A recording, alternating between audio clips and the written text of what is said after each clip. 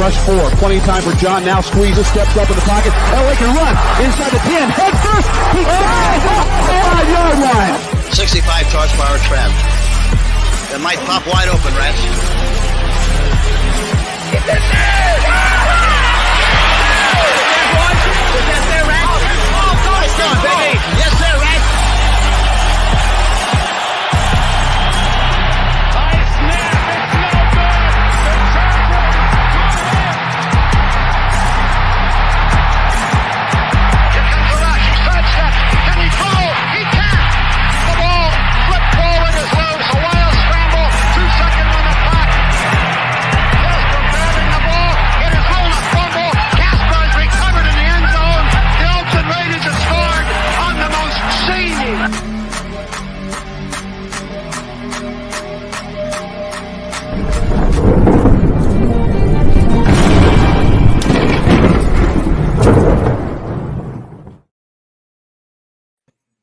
Hello and welcome to the Wild Wild West podcast. I am Richie Richey of the MHRT Network. To my, I guess, left or right, depending on which direction you're looking at, is Captain Jack. Yeah, I did it there. And that's impressive after recovery. That's a good job there, Captain. And down directly below, we have Alex. And quickly jumping in, we have Coach Defense of the Locked on Defense podcast. I know the jersey change and the hat. I'm just gonna say this: we do not allow for wardrobe changes to be the reason for you being late. That is a valid excuse for your wife, and that's totally cool. Not okay for you. He just called you a bitch. Wow. In a very respectful way. He's like, with all due respect. Yeah. I said with all due respect.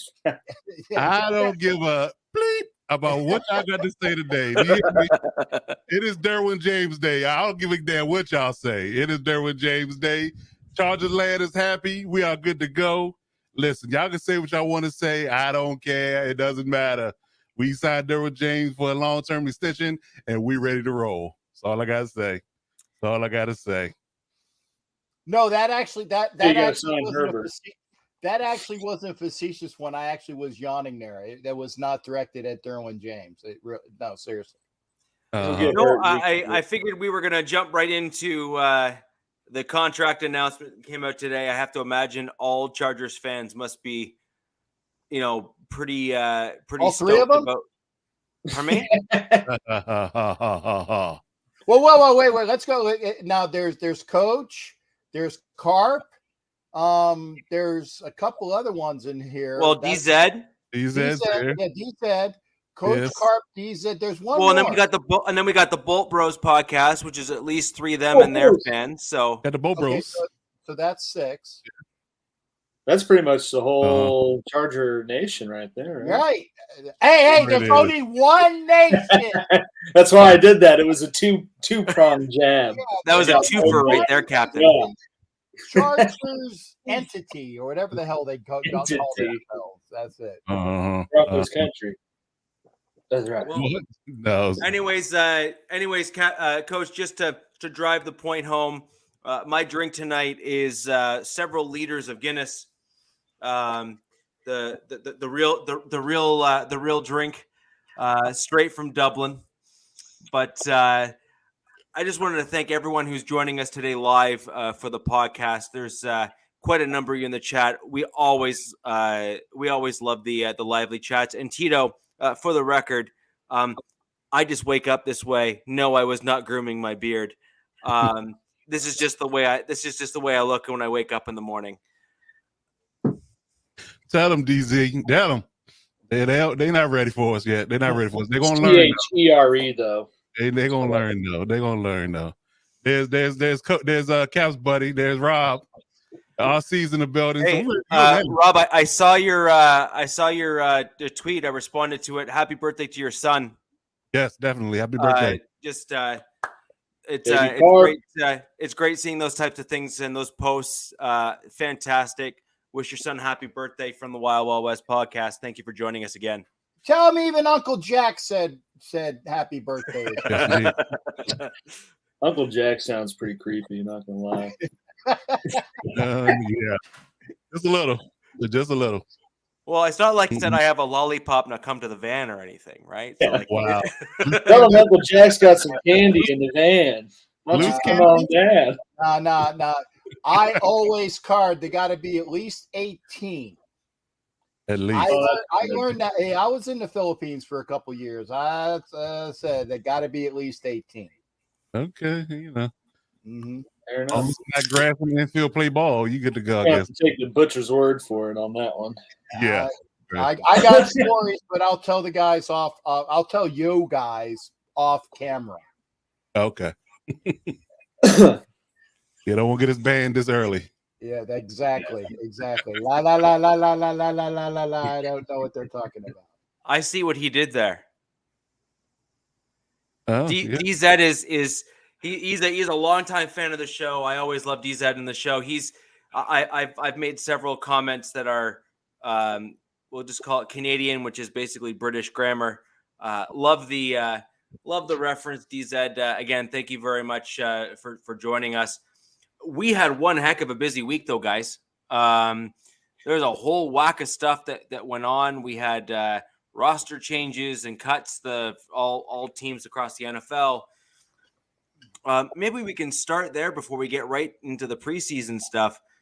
Coach, maybe I'll start with you. Did you have any surprise roster cuts that you were, kind of saying, "Hey, I don't know if I would have done that one"? Well, it was a cut that we kind of shocked the Chargers world for a brief minute. Then we realized what happened. Forrest Merrill, one of our I guess you can say fan favorites. What? Forrest Merrill. He's a defensive tackle. Okay. He was one of our UDFAs that we had high hopes for. One of those big run-stopping bodies that we were hoping to have. He had high hopes for, in a sense, and everybody was rooting for him to make the 53. He just barely missed it last season. He came on, he was on and off with injuries last year. He played a little bit when people were hurt and came back, to the roster, active roster, depending on who was active that week. But he ended up getting hurt. He had a shoulder problem that ended up knocking him out for the season. So the Chargers released him off injury designation versus just flat out don't make the roster, that type of deal. But we were shocked about that particular cut, but it was only due to injury. I think he would have definitely made it down to 75, maybe 53 had he not been injured. But the injury kind of set him back. But we were really pulling for him to be one of those interior reserve guys that we could have used down the line. So, yeah, that was the only one that really shocked me about them cutting. Because, again, it was all about injury. Everybody else kind of expected. It's a Missouri guy, too. He's from where I'm from down here. Yeah. Down in the Ozarks, baby. Ozarks. So really what you're saying is the other guys that were cut, you I'm not saying you expected, but you were certainly not shocked or surprised or anything of that nature. No. Captain, I'll come to you next. But Alex, what about you? Did you have any surprises that came from the Chiefs roster cuts? Not really. It was kind of like sort of weeding out a bunch of receivers and defensive backs because they always sign an aggressive amount. I think the only one that surprised me, but also kind of gauging the narrative of camp up to this point was Lonnie Johnson, solely because they traded for him with Houston, but it was a 7th round pick, so it's not like they gave up a ton. But that just kind of goes to show that they're more likely, wanting to press the youth movement, so to speak, and aren't going to keep guys around that are a little older if they're sort of on the fringe. So, it really didn't surprise me, but I think that was the biggest name or the most shock value out of the people they got rid of to get down to the required amount.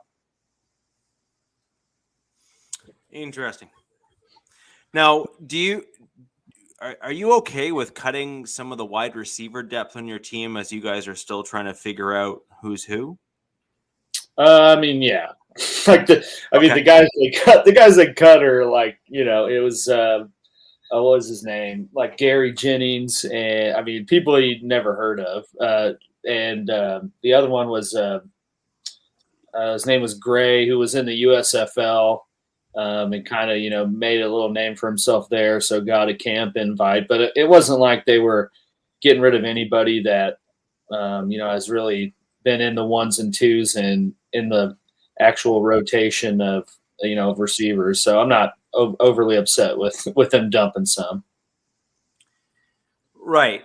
So, I mean, I guess that kind of makes some sense in terms of, you had a few too many, but I guess at the end of the day, when you're looking at what's going on and how things are panning out ultimately, you're coming up to a time where injuries can start happening in preseason games. You're still trying to kind of figure out who's who on your roster, who can fill those gaps, fill those voids. I know just even with Tim Patrick's injury, the Broncos have this, pretty competitive wide receiver room. So I'm kind of looking at it from our perspective and kind of transferring my own, curiosity from the Broncos over to the Chiefs and just saying, you never know who can show out in some of these preseason games. And, careers are made and broken in preseason games a lot of the times because you're not getting actual competition. Yeah, no. I mean, with our later topics in mind, there are some I plan to talk about that are making a name for himself, and obviously why they weren't the ones that were cut. So, I mean, I do think it's good, especially in preseason and with those types of, secondary and receiver, really, you need a lot of depth and rotation in these 3 games just so you can, kind of have people make a name for himself or find that diamond in the rough of someone who can contribute, not a whole bunch, but at least to some degree in the regular season. Sure. To answer old DZ's question, though, from what I've seen, Hardman is not, overly hurt. He landed funny and just kind of got up limping. And every report, I mean, they haven't said anything as a formal diagnosis, but he was able to walk off the field and talk to Reed and stuff after he went to the tent. So it doesn't seem to be anything serious. I think at this stage they're just being precautious. Juju sat out yesterday, and I think today too. But again, it's kind of once you get past a couple years, it's the veteran presence in camp of if you feel banged up, we're not going to press you to go. So I think that's kind of more of how Hardman's going to play out. At least what I've seen doesn't seem to be anything serious. Every time I hear funny, I always think of Pesci. Oh, I'm funny to you. I'm funny how? Funny how? Huh? Funny, and I won't go into it because obviously this is a family show.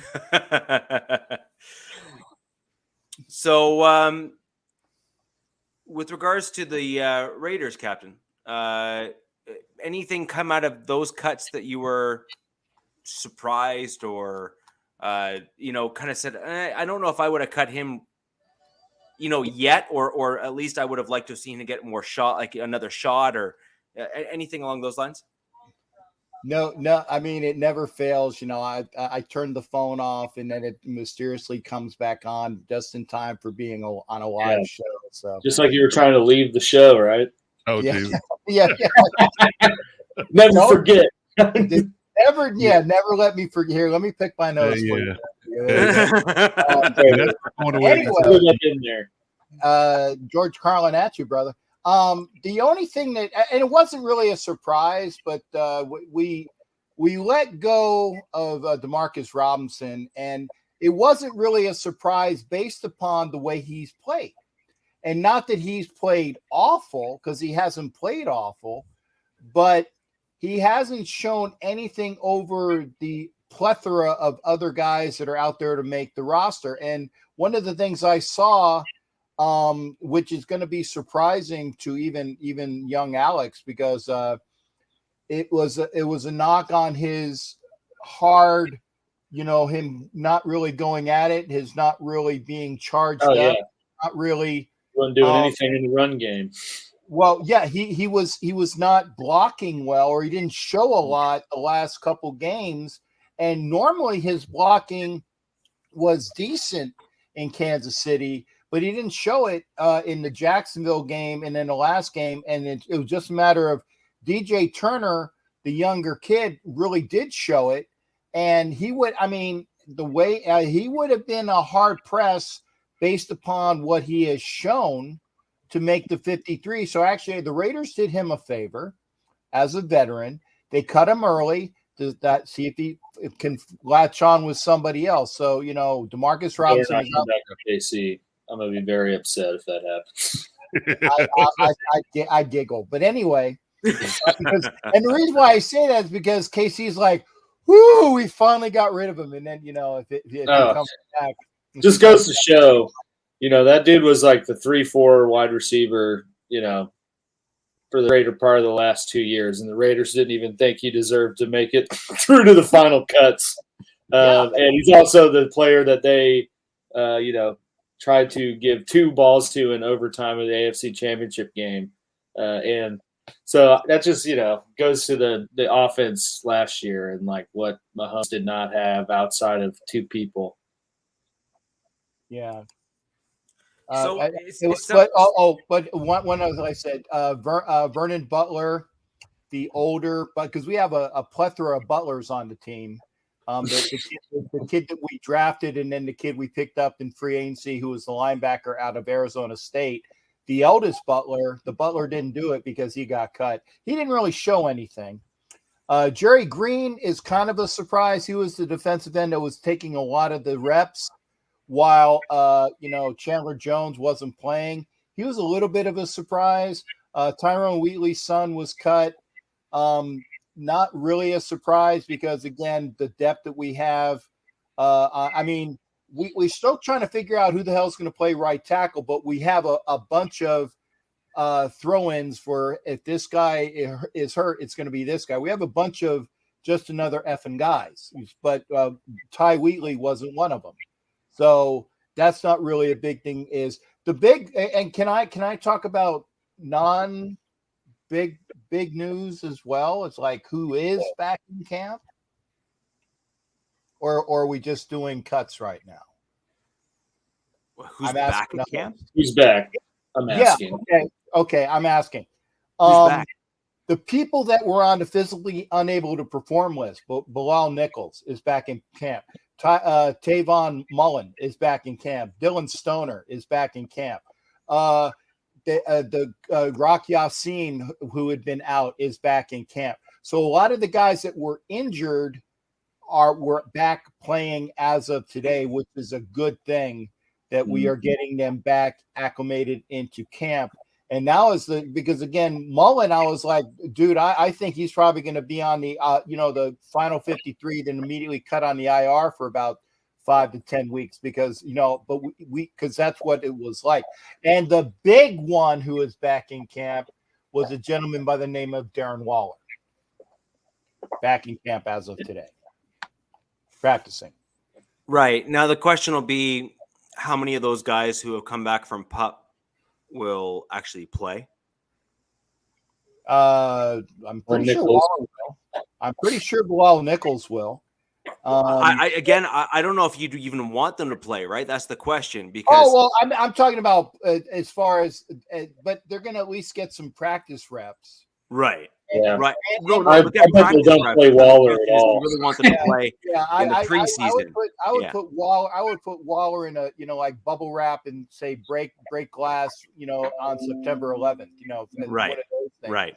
The one thing, and I know that this is, and I am not a partaker of 420, but Raider fans, all of them want Dylan Stoner to make the team because everybody wants to buy a Stoner Raider jersey. They just do.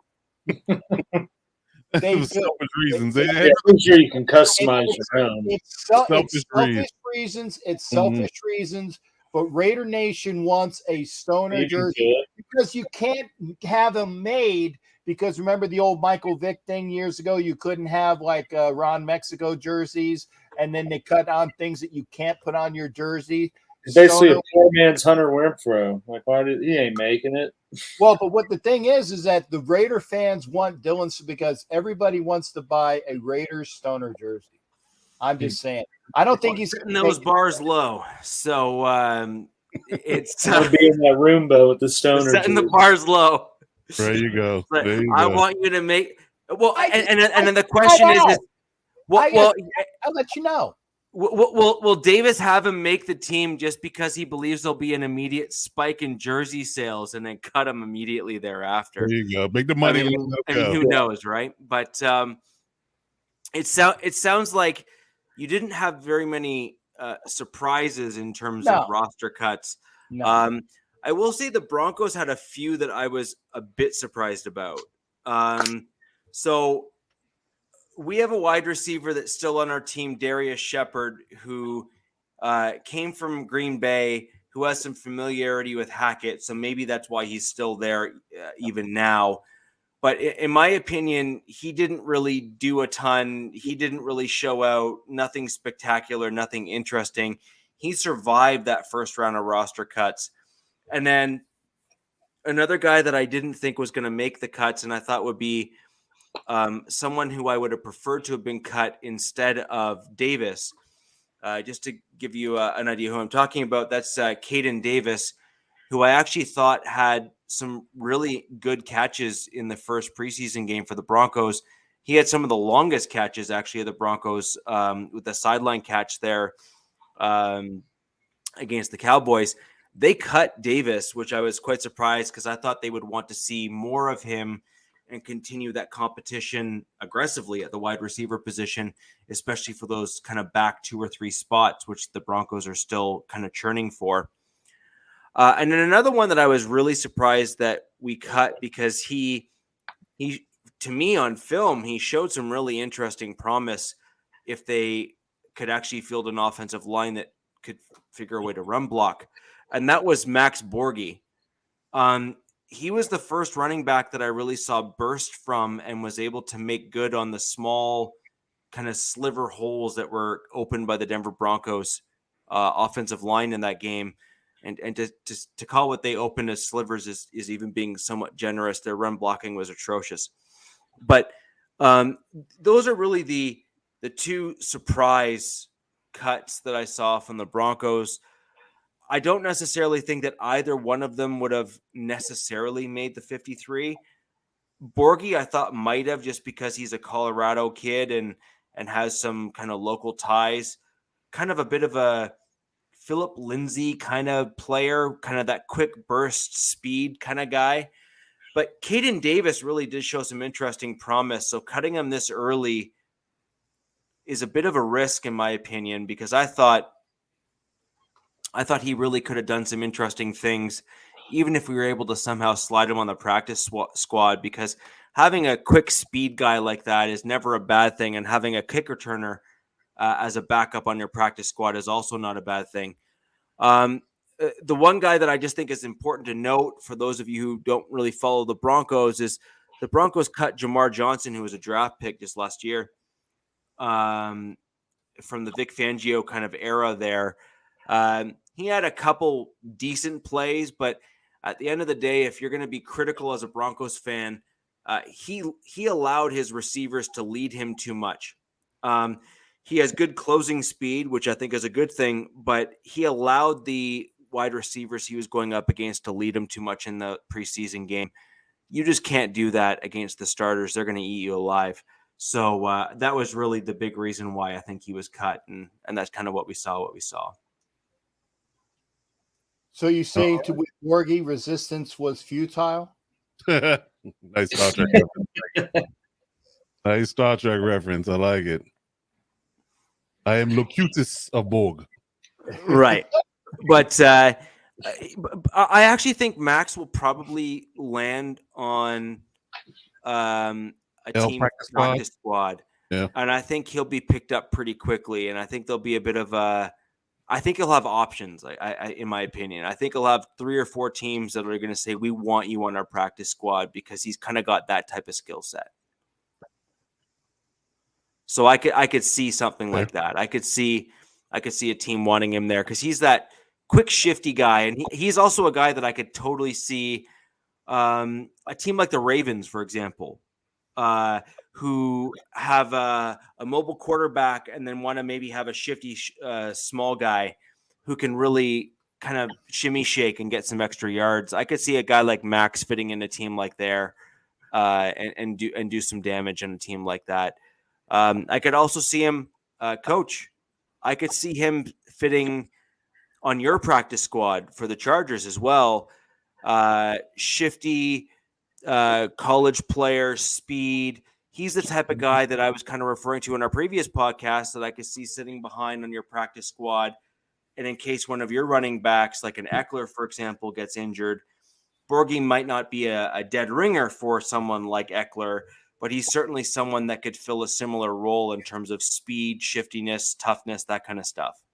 Well, it's interesting you say that because and Alex are like this. I was actually very impressed with Josh Kelly in the preseason game. He showed me a lot. Yeah, he showed me a lot. Not necessarily running the ball either. He's catching the ball out of the backfield. Yes, he caught a lot of passes out of the backfield, and he made a headway in space as well. So he showed that dynamic one-cut ability that we saw at UCLA coming out of college. So that's your third-year running back, right? Yes, yeah. They drafted him 2 years ago. So. Yeah.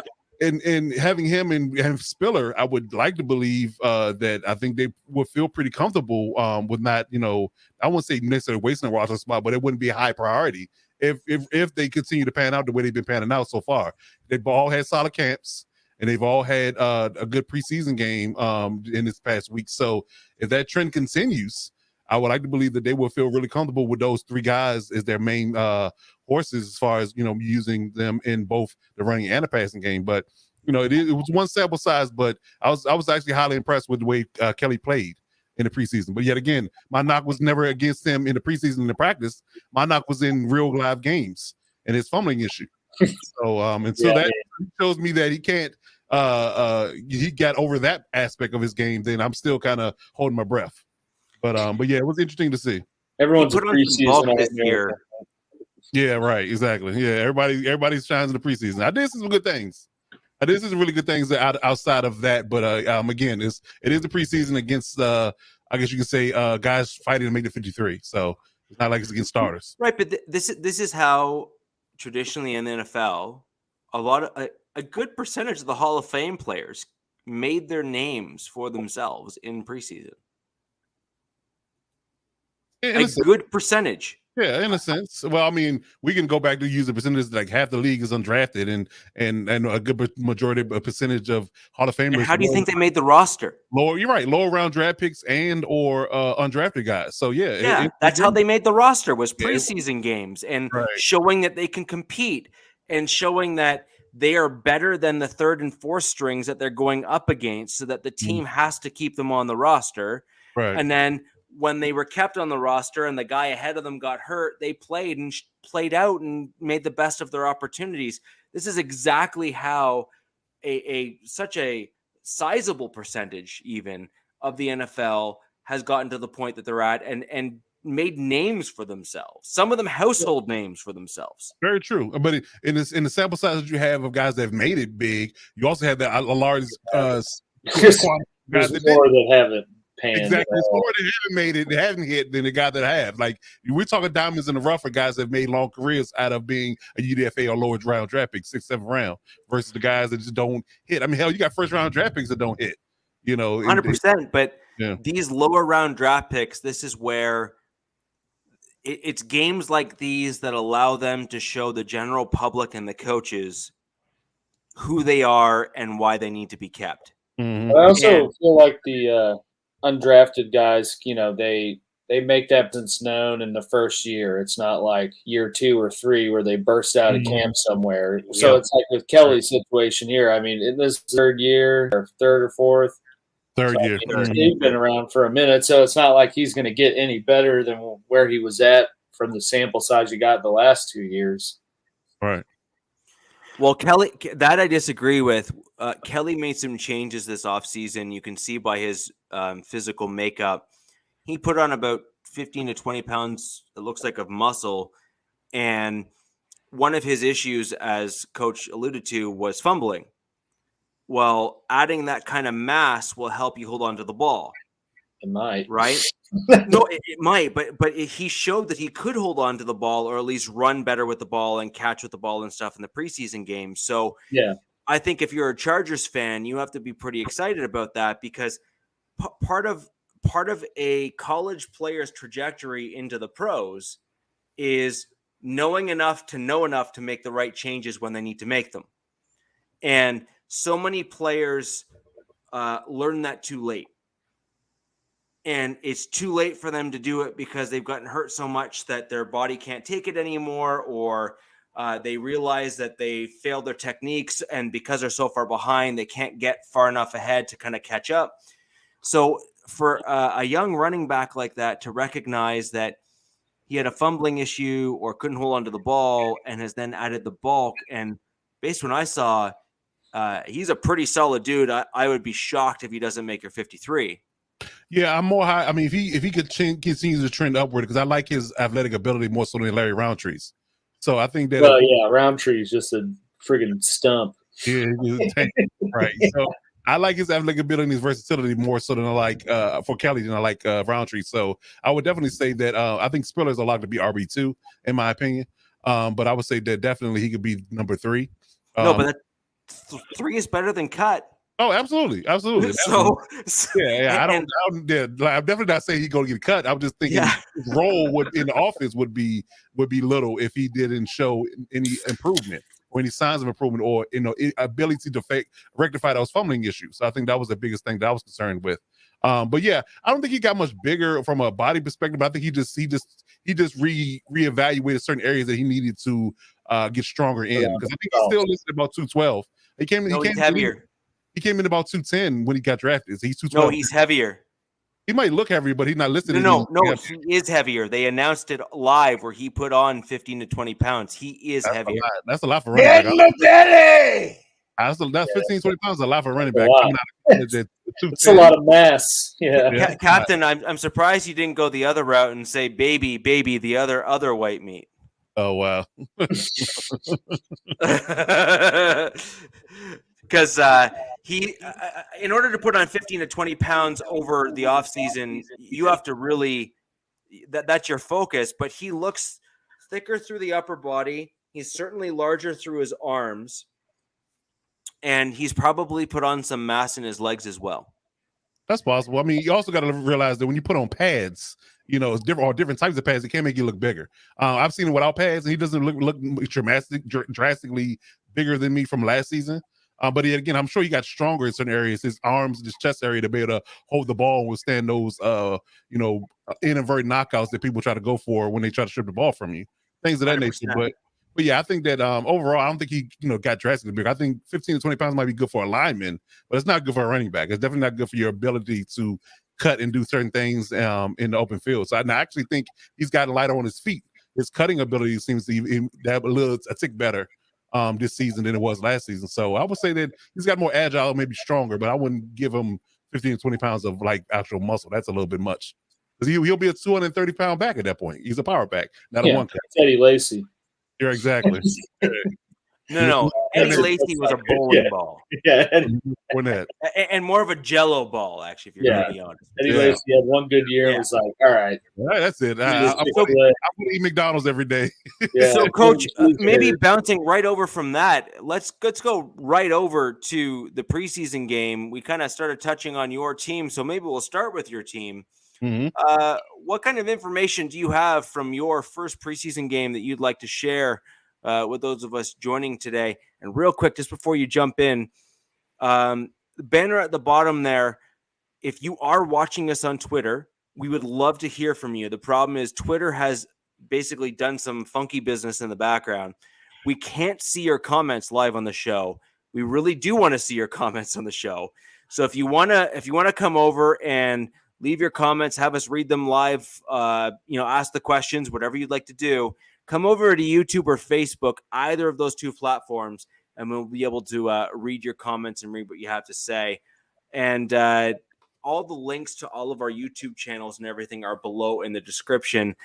And one last thing, particularly with YouTube.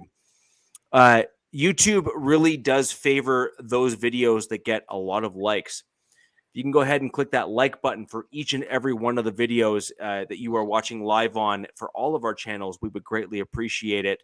and it really does boost us and allow us to get more AFC West fans joining us live on a regular basis. So, Give Coach, it up, over to Buddy you. Jesus, man. Buddy Jesus there, man. Hit a like and then go over to another YouTube channel. Hit a like and then go over to another YouTube channel. We got, 3 YouTube channels up. Hit us. Hey, go to 3 channels. Hit the likes. And Come on, subscribe. it's not While that you at it. difficult. Hit that sub while you at it. Yeah. So, Coach, And over to subscribe. you. Over to you to kind of give us a breakdown on the Chargers preseason game. Really, I watched a good portion of it. Curious to see what you have to say. Yeah, I watched it a little bit delay. I have an NFL, was called NFL Plus now, no longer Game Pass. So I watched it a little bit of a delay. Was on vacation this past week, right before the season, sink that last vacation in. So a little bit delayed, but I did get to see from top to bottom, and there was some positive things I saw, some negative things that we need to work on. Players that surprised me as far as being able to be productive in that game, and some guys that kind of disappointed me. So going from top to bottom, I think overall, I think the reserves got a lot of starters didn't play clearly. One thing that does stick out to me that I'm just still curious about, I understand he's a wily veteran and he's been in the league a while, but Chase Daniels, outside of being just a motivating factor in the league, why is he playing quarterback? I don't get why he's the second string quarterback on our team. It should be Easton Stick. Easton Stick has a more lively arm. He's more athletic. How dare you disrespect Chase Daniel like that, man? Listen, you know how much money that dude has made for throwing 15 passes? He is the American dream. True American hero. He's got over $50 million for doing holding a clipboard, exactly. Hey. Yeah, he has. Again, he's made more money easily than Bradford did getting his ass kicked. So I will give Chase Daniel. Yeah, he's made money easy. Bradford got beat up for his money. And he's a Mizzou guy, so yeah. So it's a little bit frustrating watching Chase run with the second unit, because I think they could have been more productive if Easton was running with the second group. I know I am. So me. Yeah, so I don't like the idea of him being the second string quarterback, to be honest. I understand he's a veteran, he knows a lot, he's been around the block and this and the third, but I think Easton Stick should have been the guy to be the second unit guy, and Chase can clean up the rest of the mess. But that's the only part that frustrated me from the offensive perspective. From a weapons perspective, the receivers look good in their reserve roles. I will say this: the Chargers going to have an interesting problem to have on their hands when it comes down to who they pick for a receiver. Because I thought it was a 5-man race, top to bottom, but it's a couple of, I guess you could say, UDFAs and got walk-on guys that honestly and truly could be trying to fight for a roster spot. There's one guy by the name of Michael Bandy. He had a really good preseason game against the Rams. Joe Reed, who was almost like a cast-off. He was from the old regime. They got drafted by the old regime, and everybody had pretty much wrote him off. He had a great game. So if that continues, and they're going to get a lot of work because a lot of starters don't play. So between Joe Reed and Michael Bandy, from the offensive perspective, they're going to get a lot of touches, get a lot of targets. And if they keep producing, I think it will be an interesting problem to decide who makes the 53 in regards to the wide receiver group and the wide receiver room. You can't have a read on the Garglers. He's supposed to be with the Chiefs to help Andy with his get it ready. Waffle House takeout. Yeah. Too early for it? I think that one's fizzling out a bit, but might just be me. No more. Well, it's almost 8 p.m. here. Waffle House is long closed. Oh, what? But Reed, Chiefs, Waffle. I was trying to string it along. He's more of a burger guy at this time. Yeah. Oh, I'm sorry. I didn't realize it was spelled wrong. Yeah, come on. Okay. Apologies. So, Coach, you had some interesting names there from your list for the game. Oh! You upset him. I did not hit him. I did not delete. What you did? I didn't. My hands were here. So this must be one of those infamous Californian brownouts that happen on a regular basis because they just simply can't keep their power grid on. I'm up north of the border, and my power grid is just fine. Thank you very much. Yeah, but Coach is in South Carolina. He's somewhere on the East Coast. There he is. No, he's in California, the West Coast. Oh, he's in I thought, Coach, you were in Virginia. No, I'm in Maryland. Actually, we got a bad storm down here. It's okay. Messing with my internet today for some reason. Doesn't well, that's the rounding error of a state, isn't it? That's like the tiny one down there. The rounding error. Okay. Maryland. Yeah, I'm actually not too far from FedEx Field. I'm actually about crab cakes and football. FedEx That's Field. what Maryland does. Well, I was close. I said Virginia. Yeah. Yeah, but East Coast. By the way, it's not Maryland. It's just like Charles Barkley saying it's Merlin. Terrible. Merlin. Terrible. Yep. I'm in Maryland, DZ. Yeah, I'm in Maryland. So, as I was trying to allude to before I got interrupted by the weather. Overall, I know this time Cap had nothing to do with it. Allegedly.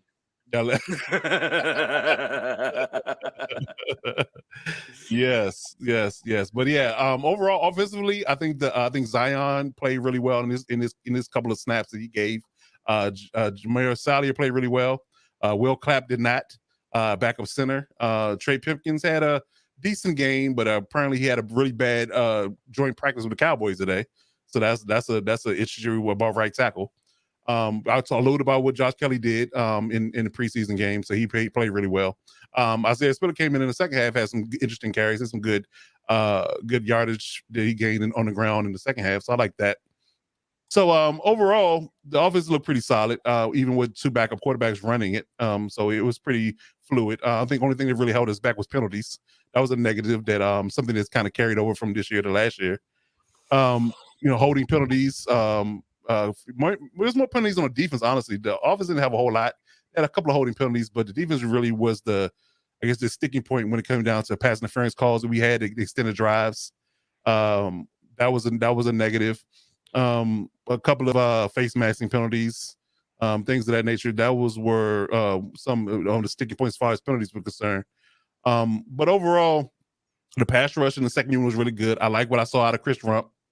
Chris Rump played really well. He's a second generation kid. His dad is a former player and coach. He's another guy that we talked about early on in the podcast about potentially being a good reserve role backup edge rusher.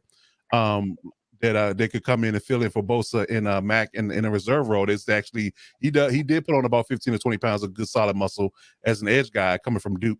So he looks really good. He's actually beating guys with power moves as well as finesse and speed rush moves in the preseason. So that's a plus. I like what I saw out of Morgan Fox. Morgan Fox is a guy that came over from the Panthers, a good interior D lineman. I saw him completely flatten a guard on the third down. It was almost made me jump on my seat. So that was good, getting that interior pass rush from him as well as getting the edge rush pass from Rump. So that was good. I guess those are the positives. The DBs, our reserve DBs, need a little bit of a coaching of ours getting their head around when it comes down to ball placement when the ball's in the air, because we got a couple of penalties on that for face guarding. So that extended a few drives. And actually, it led to two of the Rams scores, honestly, because had they not committed those penalties, it would have not been punting situations for the Rams. So ultimately, that was the biggest thing that stuck out. Yes, Dean Leonard had a rough day. Rob, he had a rough day. Zonde Samuel got a penalty, and so he got like three of them between special teams and just coverage penalties. He got caught with his pants down a few times in coverage, so he got some learning to do. So that in tackling, but that's always a big issue in this preseason. Tackling was an issue. They have issue with tackling that mobile quarterback that Rams had a few times. He escaped out of a few sacks that they could have been tackles for losses, end up being gains and first downs. So overall, those are the biggest things. And if I had to pinpoint guys that I liked as far as their stock is up for me versus stock down, I would say Morgan Fox's stock is up for me as being an interior reserve pass rusher, third down. Chris Rump's stock is up for me. I like the way Michael Davis played in the slot this particular game. He played well. I think Troy Reader played well as well. He actually had a really good game at the linebacker spot, filling in for Drew Tranquil and Kenneth Murray. So he had a solid game. I think there was a sleeky and solid acquisition they got from the Rams in the offseason to bring him over. And Michael Bandy, he was He was doing his best Wes Welker, Julian Edelman, and Cooper Kupp impersonation against the reserves against the Rams, and being a really good slot receiver target for the backup quarterback. So that was good. So overall, those are the guys that I would say that their stock is up for me in their first game. Stock down, I would say Jerry Tillery. He got pushed around in a big way, and I said that, and I've been saying it for the past year, that I think that he might be a trade candidate at the end of the off season or end of the preseason before the season starts, that we could maybe move him for some draft capital or another player, because I don't think he really fits what we're trying to do up front. Will Clapp, he was really bad in pass pro. He's a reserve center. Chase Daniel, his inaccurate throws, and Dean Leonard's coverage and his penalties. I think those are the guys that were definitely had a rough go in the preseason game. And they need to do some improving in order to make the 53, in my opinion. Let me ask you a question here, Coach, because this is not a joke. This is a valid question.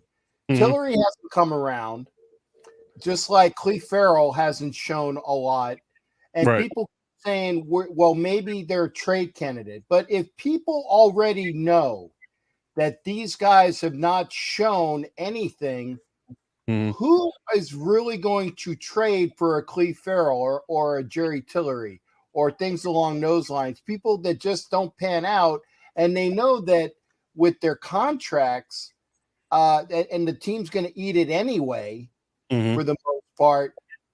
How likely you think Tillery gets traded? Because I don't think Cleve Farrell's going to get traded. He's gonna unfortunately he's gonna stick around for the team, or we're going to cut his ass, and it's like just move on and just eat the dollars.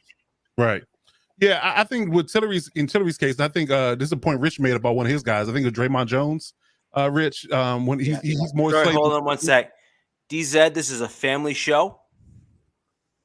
Okay, let's simmer down. Let's simmer down. Okay, kids are watching. Let's be careful. Thank you.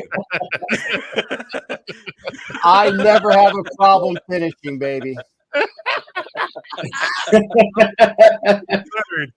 Served that one up for him, didn't we?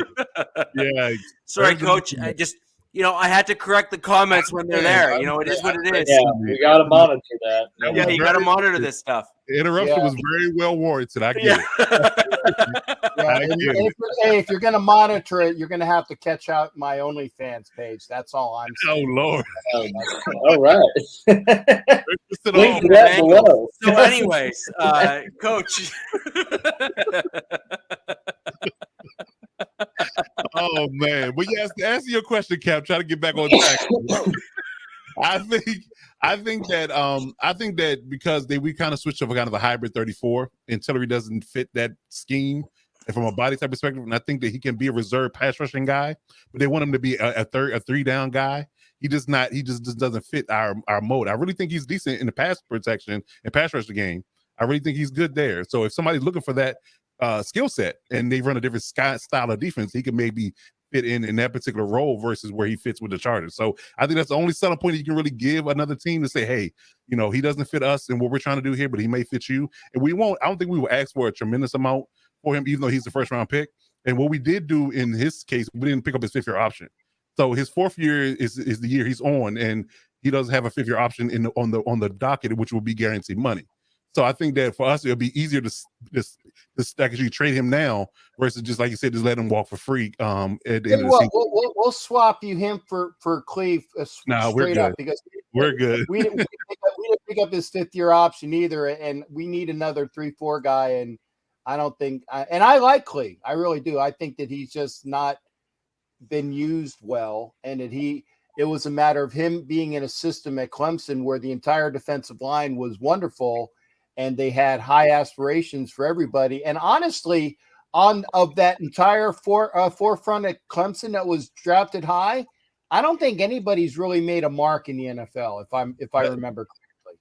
Wilkins in Miami's kind of been like the only decent one. But you're right. That whole team was kind of overhyped anyways. So Coach, I have a question with regards to Tillery, though. So you're saying, hey, it'd be great if we could trade him and, so on and so forth. If he's not working out with you and what you're doing, where are his strengths and what does he actually do well? Basically, what I'm getting at here is if he is just not done well, then why would anyone want to trade for him? And That's moreover, if he does do some things well, what are they, and what type of team might covet the things that he does well because it may fit them better? Well, you will probably have to use you almost have to set him like a high school kid. You cut up his nice plays that he made in preseason and past seasons and what he's done in the pass rush game. Because he's not done much of nothing in regards to running his ability to stop the run. He hasn't done much there. But I would say from a pass rush perspective, he has some flashes. Let's just say it that way. So if you cut up his flashes and you put him into a mixtape of sorts and to say that, hey, this is who we can be if he can fit your scheme, then hey, give us a 5th round pick. You take him, and everybody goes their separate ways. You're gonna have to trade him for like a 7th. You're getting greedy with this 5th rounder. Listen, you got to start high and come down to what you want. You got to say, give me a 5th. And you take him for Chicago. I think in that situation, it's more of like the Chargers are trying to get rid of their turd and, put it in foil and, light it up, make it look nice for a team to take it. I think with that mindset, you got to take what you can get.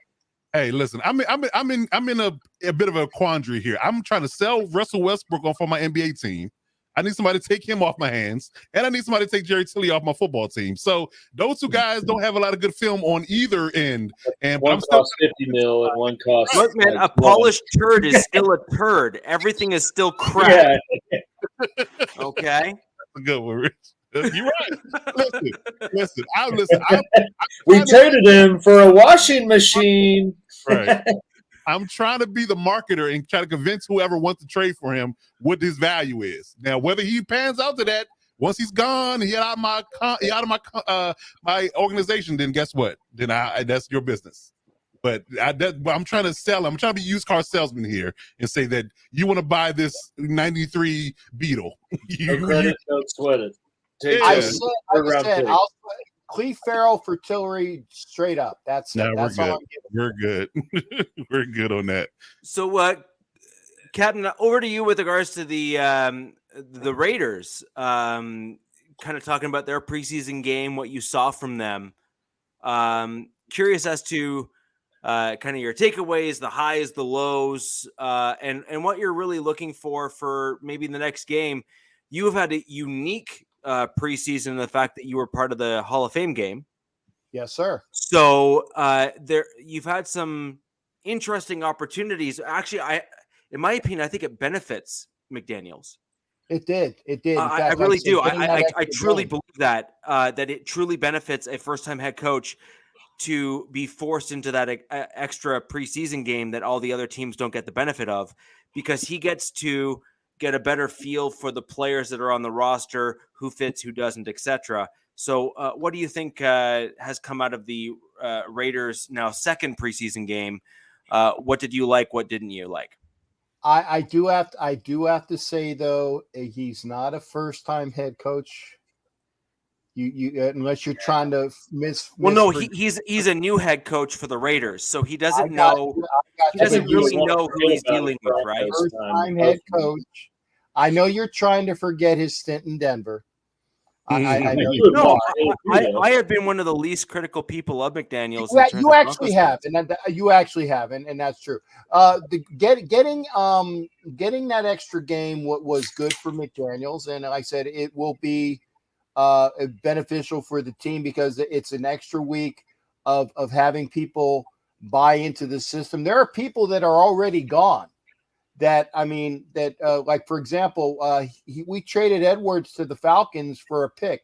We just traded Tyree Gillespie, who I really was high on out of Mizzou, and we traded him today to the Titans for a I think it was a ham sandwich and a pick to be named later. I don't even know what the compensation was for Gillespie, and I was very high on Gillespie. The one I wanted for Tillery.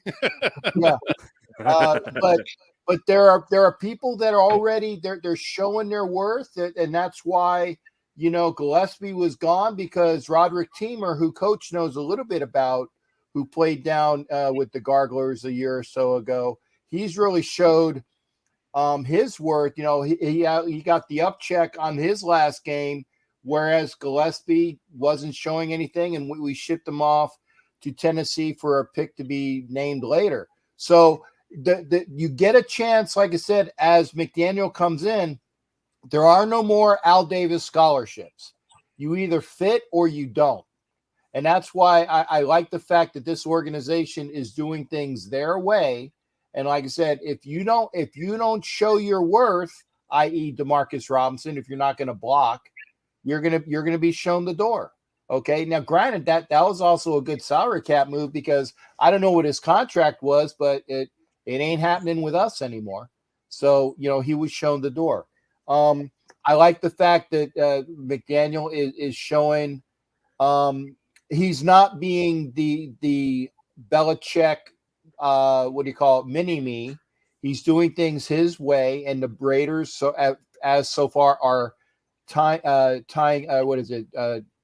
buying into it. Like cussing at our mamas. Sorry there, Coach. I'm just saying, he's played well for us. Okay. As a backup safety. Gotcha. But again, getting the system in, because again, what's the name of that offense there, Alex? The Angela Lansbury offense, no? Yeah. / Amelia Earhart / Fairbanks / Carlton Banks offense. Yeah. Did you guys have the dance too? Yeah. Yeah. Yeah. It's close. I do it better most of the time. But yeah, otherwise known as the Amelia Earhart Carlton Banks, i.e. the Ron Earhart, and it's not Chuck Fairbanks, as he was the coach. We figured out it was the Gene Stallings. No, we're totally calling it the Sure, Carlton there's Banks new names going every forward. time you That was his name. Anyway, it keeps progressing. It's got a different hyphen every time we It's do not like that. a game show versus a Right? It's an extra week in when offense excuse me, COVID coming back up. Bo Bros, how are you doing? Bo Bros, how you doing? I counted you as 3 of the 6 Charger fans out there, so you were counted there, shipmate. There you go. I wanted to make He's talking about we got 6 total. Listen, Captain was born a hater. I just want to let y'all know that he was born a hater. I'm not a hater. I will be out there September 11th in SoFi Stadium. Mm-hmm. I'm not a hater. I am there. Corner end zone, baby. Haters go to the game too. Yeah. Because you go, doesn't mean you could be wearing Charger stuff. Right. No. Games. Come on, man. Wait, He'll have a powder blue pin on, and that's about the extent. I'm going to be that guy. Yeah. I'm going to be that Full guy. pirate gear. Pirate. Full pirate Okay. gear. I'm not, or I will be. No, actually, this is the wrong pants. So no, I won't be that guy. I will be close to being this guy, or I might be. Bro's not gonna be there in person. They want you to come to Thunder Alley. I'll be at Thunder. I've been there before, and actually, we actually kind of overruled Thunder Alley the last time I was there at Thunder Alley for the very last game in the stadium, the soccer stadium. That's the last time I was at the game. That doesn't count. StubHub Center doesn't count. We're talking SoFi. I'm just saying, if I'm invited and if Bolt Brothers ask us, I will be there. Just let me know. Just let me know. Bolt Bros, get with somebody who knows my number, and I'll get my number. I'm not going to tell everybody my number here. Anyway, what was I saying? Captain, if you're okay, they have my contact details, so I can. Okay, yeah, Bolt Bros, get with Richie. Richie will do it. And unless I would cough again, sorry. Getting back to point, Richie, I'm sorry. Very good that we have the extra game, and it means that you have that another week of analysis that you wouldn't normally have had. Okay, you're in camp a week earlier, and you get a chance to see things. And I really think it's going to be beneficial. Sorry, folks, again. Have some oxygen. Get them some oxygen. Yeah, getting over COVID, so apologies. That's it. But I think good things of it, and I think that the other thing is, and not just McDaniel, the defense under Graham.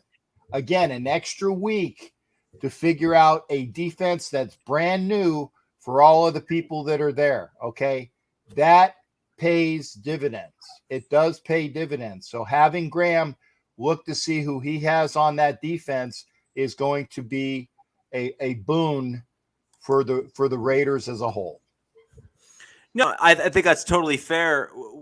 And the one thing I will say with McDaniels is that it took him about a year where he did some assessment and then he just blew everything up. Now, I think he regrets some of the decisions he made, and he said as much actually in your presser, to be honest. He did. So, however, when you look at what he did when it came to his vision, I don't think he regrets much, because when you look at how everything panned out for the Broncos after he left, a good portion of the pieces that he brought in are what led us to a Super Bowl. Mm-hmm. So the question is, how did you use the pieces that were on the roster? How did you treat the people around you, et cetera, et cetera, et cetera? So I think that McDaniels has had quite a bit of time for reflection. I think he's had some time to kind of return to a portion of comfort in terms of going back to the Patriots. And I really do think he's going to do quite well with the Raiders, given the fact that I think he's realized and recognized that once Brady left, the Patriots have kind of gone. Stop swearing on your own show. Hey, I'm giving some credit where credit's due. I think he recognized that the hoodie didn't covet certain positions that other teams that have won the Super Bowl have. And when you don't have a quarterback, you need to surround your quarterback with other, we'll call it elevated talent. And McDaniels, I believe, recognizes the difference between A and B. When you have, arguably the greatest quarterback of all time, which pains me greatly to say, look, you can't win with two teams and do as well as you have if you're not in that upper tier. It's just that simple. It truly is. I'm sorry. Look, there's a part of me that died just saying that aloud, but at the same time, too, so, yeah, like at the same time, you have to give credit where credit's due, and it is due. So when you look at what team you have around you now, he recognizes that Derek Carr hasn't had that elevated receiver like a guy like Devontae Adams. He also recognizes the benefit of a top-tier offensive line, which I think is why you're seeing some of the draft picks that you guys saw this year in terms of Parham as a great example of coveting certain positions and targeting certain players that fit a certain mold. And I also think that he recognizes that coaching is super important for certain talent positions, like D-line coaches and offensive line coaches, because so many of these recent Super Bowls have been won within the trenches. The Chiefs struggled in that Super Bowl against the Bucs because they didn't have the depth at the line positions in order to compete against the Buccaneers, right? And I mean, I realize that this is a painful topic, Alex, but nonetheless. Well, I mean, it's one thing to say you don't have the depth when it's one person, but when you don't have 4 out of the 5 starters, I mean, that's like right. I'm pretty sure that would be a problem for any of the teams in this. Sure, but to then claim $50 million a year thereafter as a result of not being able to elevate a team, you have to. Well, you traded for that money too. You have to balance all of the. You have to balance all of the things across the board, and so McDaniels recognizes the importance of the lines to help bolster both the quarterback, the run game, the passing game, and all of these different things.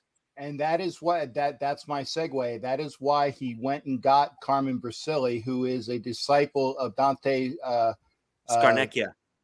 Thank you, Scarnecchia. Yeah. Frank Oakham was a fantastic lineman in his own right as a defender. He's our defensive line coach. So bringing those two guys into the mix was probably the best thing that he did. He got rid of Cable, which was, I could have been the offensive line coach and been better than Cable. And I am an offensive line coach. I just didn't get the tasking. But getting rid of Cable and bringing in, again, Brasili, who is a Scarnecchia protege, bringing in Oakham, who has these guys working hard. And the one thing that I will say about McDaniels is that everybody is buying into the old school, if you F up, you're going to run laps. And that's something that everybody has been doing.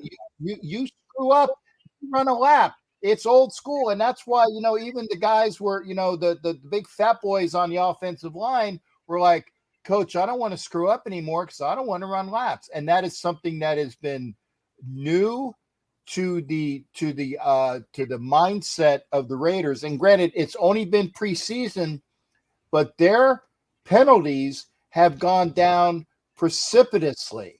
And there has been very few of the mind penalties, the false starts or the offsides. I've seen maybe one, maybe two. And normally you'd see one or two a quarter, in the regular season. Granted, I know it's the preseason, and these guys that normally carries over, though. Yeah, but that kind of stuff, almost always carries. Almost they talked always about it with carries Dallas, over. didn't they? I mean, Dallas had like 15 penalties or something. That was the whole convo of get up the next day was like how terrible Dallas was. They had more penalties than that. They had an additional something like 10 penalties that were refused. 17 penalties because the play was better than the penalty. 17 is for 129 yards. Wow. Yeah. That's terrible. That's bad. That's really bad. That's why they're America's team. And there you go. America.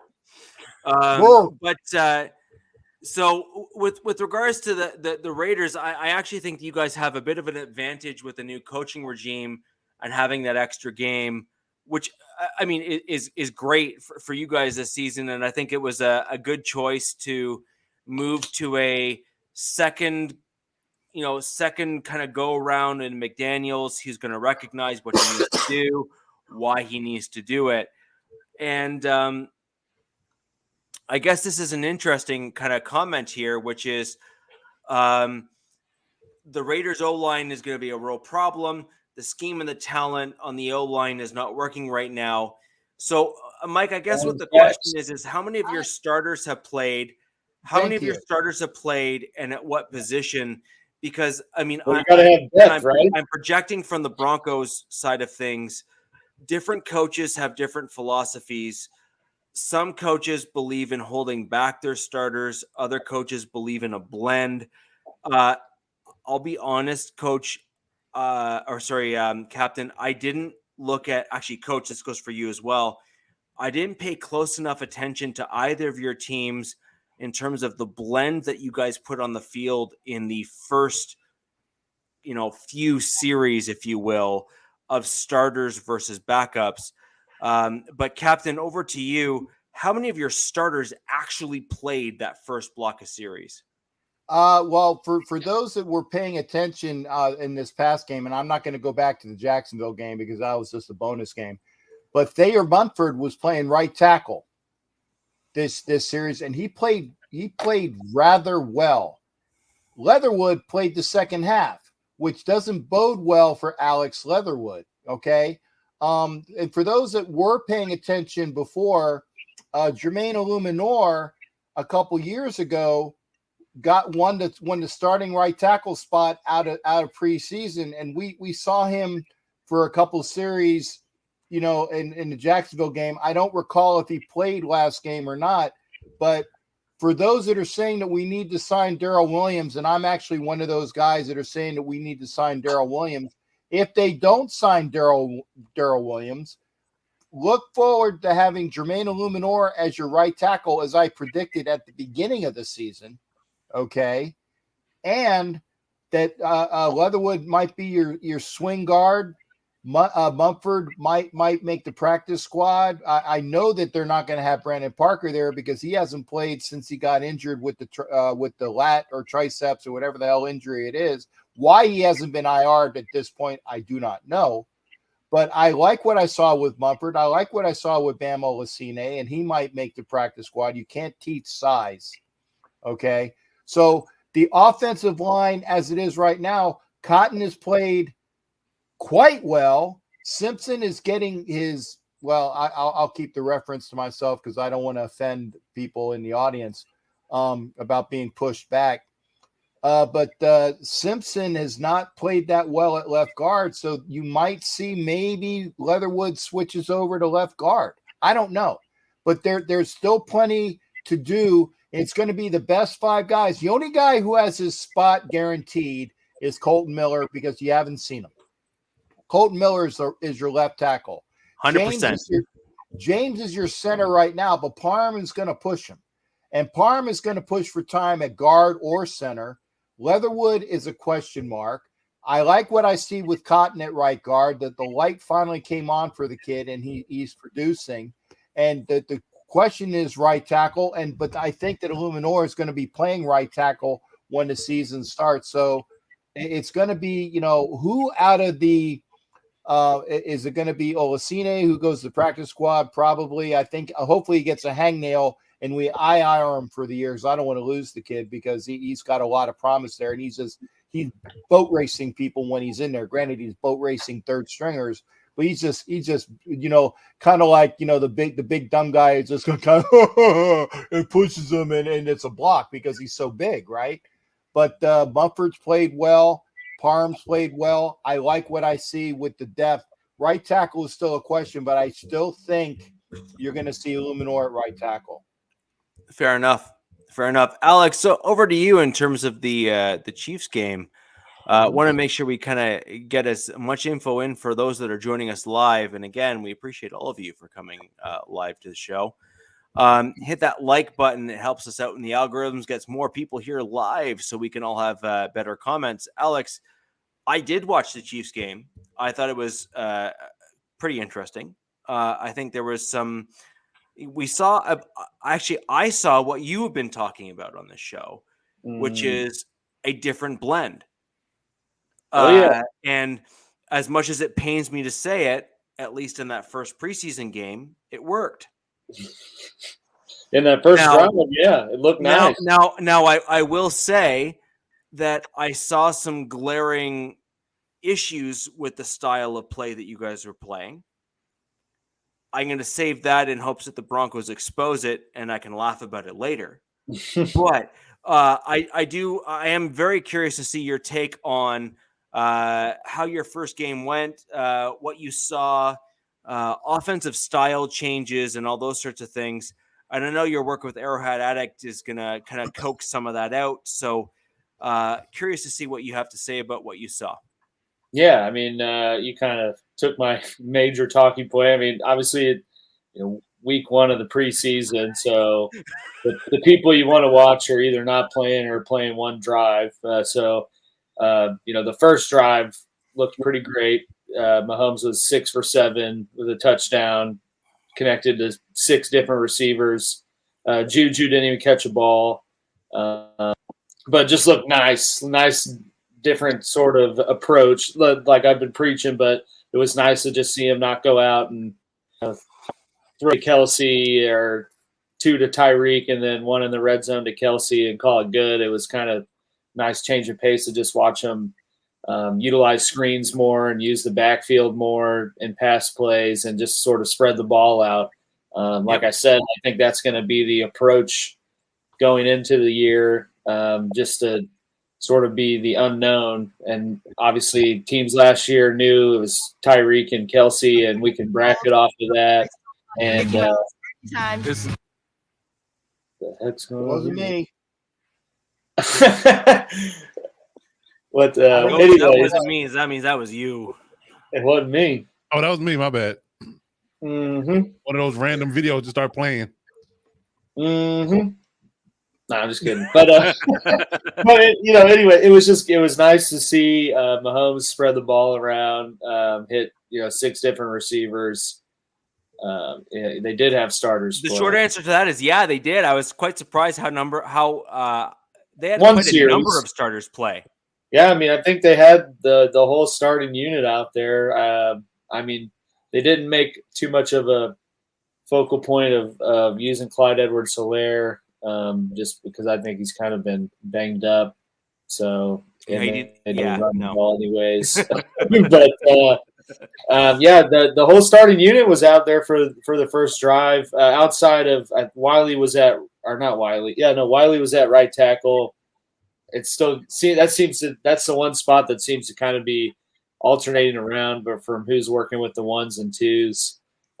But the first unit looked good. Mahomes looked like he was in form and able to connect with all these different people. The defensive side had some promise with the 1s and 2s out there, at least in terms of the pressure. Jones did well, but that should be a surprise to no one. Well, yeah, the big one on the defensive side was Karlaftis. I thought he'd have kind of played as advertised for being a first-round pick and kind of the bull rushing edge presence they got to complement Jones is pass rushing and allow Jones to move back inside and not be so accounted for on the outside. And Karlaftis, he had like 6 pressures, a sack. I mean, he always seemed to kind of be around the ball or in the backfield and just played with a pretty high motor, which is what you want to see out of first round. Boris Karloff is like 125 years old, man, and you got him playing for the Chiefs? Who? Boris Karloff, the Dracula. Fair enough. Well, this is Karlaftis, but Karlaftis. Oh, so he's trying to fake being Greek. I see how that works. He is Greek. Boris Karloff. Well, he's the real Greek freak. Well, if he's Dracula, maybe he does have all of those lives, so maybe he's come back. But the first second string played pretty good. It seemed to be a pretty good form. I thought the offensive line, coach kind of talked about defensive players that stuck out. He's a defensive guy. I played offensive line, so I always focus on the offense. But I thought the offensive line kind of played bad. Orlando Brown, but he's also, you got to account for the fact that he missed the beginning of camp. But he definitely missed some pass pros and just didn't look good on some of them. And then Mahomes got hit twice trying to throw the ball, and it's like it's a little too close for comfort, especially in week 1, because if that was a little bit different in circumstances, he could be out for the year. And then we're talking about hit hard too on one of those plays. Yeah, he talked about it after the game. He's like, yeah, that was definitely more than I wanted to feel for the first preseason game. But that first passing kind of series, the left guard, if I'm not mistaken. It was Brown. Brown got him hit on the one that would have been a touchdown. That was like, he got rocked. Yeah. On that first series where I think it was your left guard, if I'm not mistaken, or between the left guard and the center, where they just blew past whoever that was, and they teed him up. Yeah, it was not good to see. I was like, let's get this drive done. Defensive lineman's shoulder, basically pick him up and just toss him down like a rag doll, and I'm pretty sure that didn't feel great.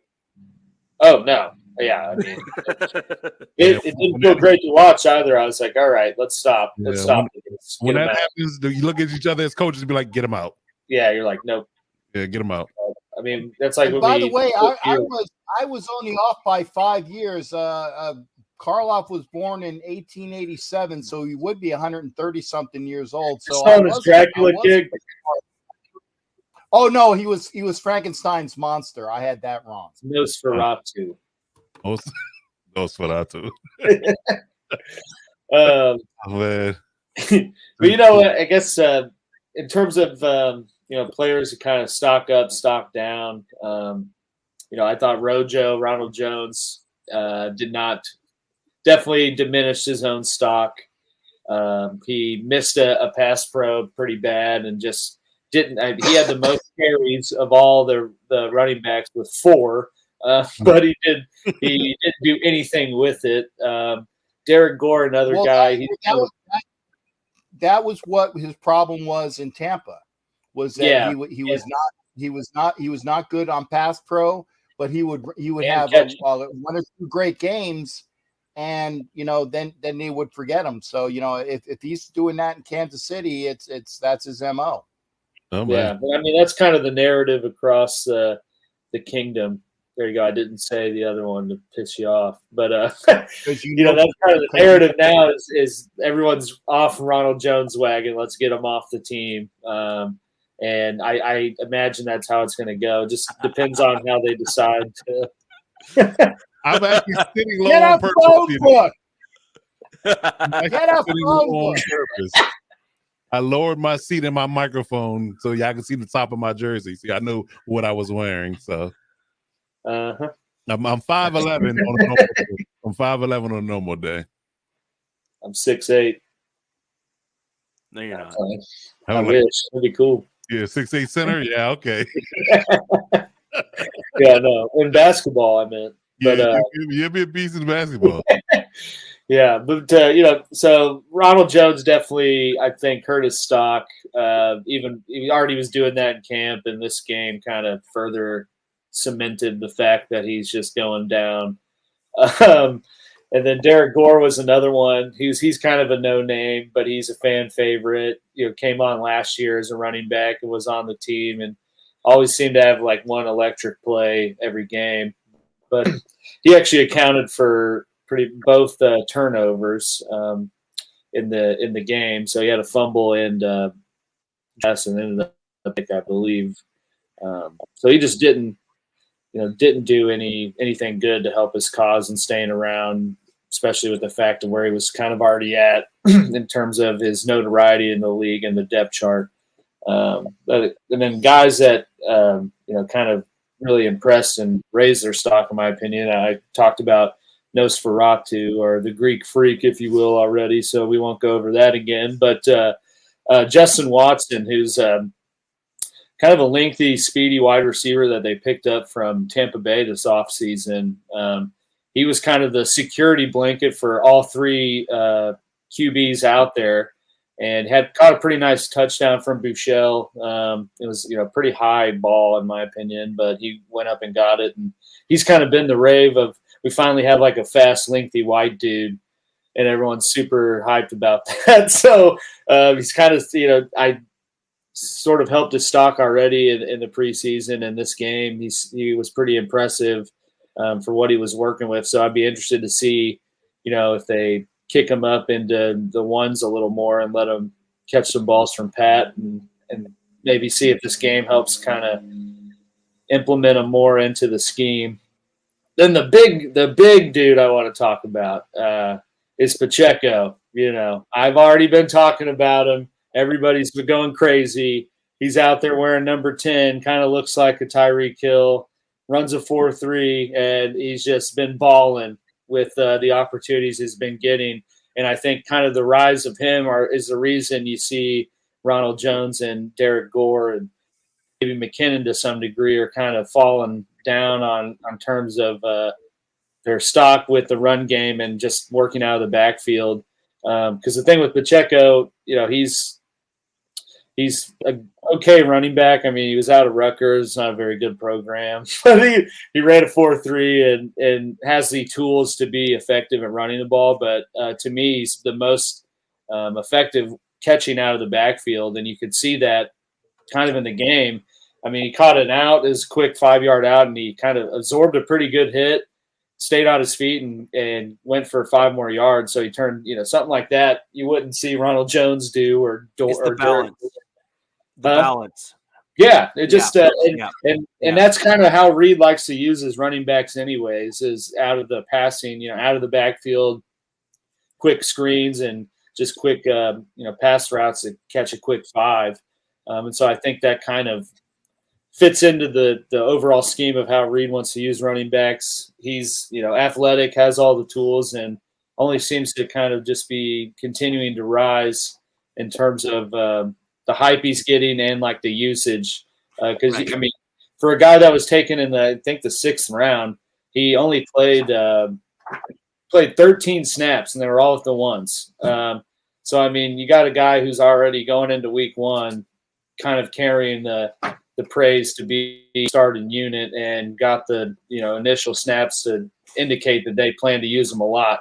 Also returned a kick for I think 34 yards. So he kind of, in my opinion, was the biggest one to really rise a stock, or I guess more appropriate to say solidify sort of what we've been hearing outside of training camp to this point. Yeah, that's a big deal when you have a guy that was picked that late in the draft, 6th, 7th, 5th, even 4th. Even as a draft, it was late. It was later. Yeah, no. What I'm just saying is that even a 4th, even on as a 4th round draft pick, if you start playing with the ones that early in your career, 7th round, yeah, 7th round pick. No. But my point is that even as early as the 4th. If you start playing with the 1st as a rookie in the league, you're killing it. If you start playing with the ones as a 7th round pick, that's you're talking rare air. That's not what you're supposed to do at all. Yeah. Like that's rare air. Yeah, when they took him, I was like, they just took this guy, as a flyer because he ran a 4.3, and I kind of watched his tape, and I didn't expect much out of him because, granted, there's not a whole lot of people chopping up, college mixtapes of a Rutgers running back. But he just didn't look like, you could kind of see that he was fast, but he didn't look fast by how he ran. He just kind of looked awkward. And I didn't think, I was like, he won't make it through camp. And then here he is just wearing 10, which I think is kind of savage. So gave Tyreek's number. And he's just getting all this praise. And maybe that plays a fact because fans are watching a dude with, mini dreads wearing 10, somewhat fast, and think, it's Tyreek, or they just the cognitive Tyreek 2.0. Yeah. I won't go like that. But it is, and I said that about Jerrion Ely too, which he's kind of just fallen off the face of the earth. But it's interesting to see how much they use Pacheco, at least what you see out of camp with passing and having him run not just the quick outs or like the Texas routes out of the backfield that you would normally see, but you see him running deeper route progressions like wheel routes and stuff, and he's making some pretty sweet catches. And I think it's interesting just that when Tyreek started, he was kind of that hybrid, got a few touches out of the backfield, maybe caught a screen. Yep. He was a very raw prospect coming out of college, and that was just a freak athlete. And the old saying is you always find a way to give your athlete the ball. You don't care how you have to do it, but if you give them 5 attempts, they'll do something with one of them. And I just think it'll be kind of interesting to see how Pacheco progresses. Maybe they try to turn him into sort of a slot receiver more so than a running back. And it'll just, it's going to be cool to see how that plays out in the year. And it may not at all, but at least with the hype he's got up to this point, it seems to be going that way. I think that's fair. And now the question is that, you saw that with Tyreek, right? Where he was a freak as an athlete, an absolute freak. I specifically remember I went to this was Alex Smith. So it was 2016. They lost to the Titans. It was like 7-6 or something. Or no, it was 10-7. They lost. It was a super low scoring game. Yeah, it was like the second coldest game in Arrowhead. Like you get a beer and it would just be frost. And it was the first drive. I think Tyreek just got a quick pitch and housed it. Took it 70 yards, and that was the only points of the whole freaking game. And then everyone was like, "Why are they not using him more?" And then you slowly saw week by week they tried to give him more touches and get him more involved, and then he turned into the guy he is. But I think that's an unfair thing to compare Pacheco to. I just think it's an interesting set of circumstances that he's kind of the similar type of football player, and just like a fast, athletic guy that can kind of do stuff with the running the ball, but also catching. So it'll just be cool to see if that progresses more. I don't think it's unfair. I think that Tyreek had all the athleticism in the world. The question is that was he willing to take Andy Reid's direction to heart? Yeah. Because at the end of the day, what Tyreek was lacking was polished route running. Tyreek in college was like, catch me if you can, good luck.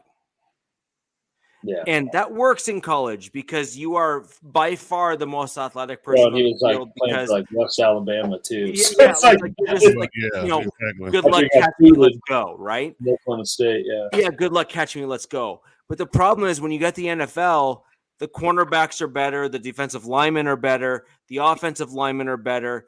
Like even the linebackers are better. Yeah, and everyone's fast too. Yeah, everyone's fast. You're no longer the best or fastest guy in the field.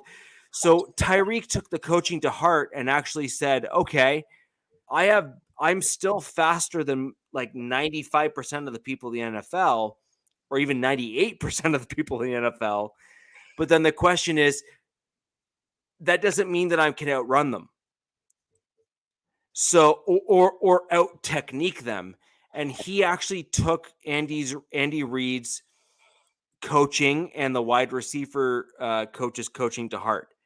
He said, I need to learn to become a polished route runner and take it to the next level. And that's why he has the contract he does now.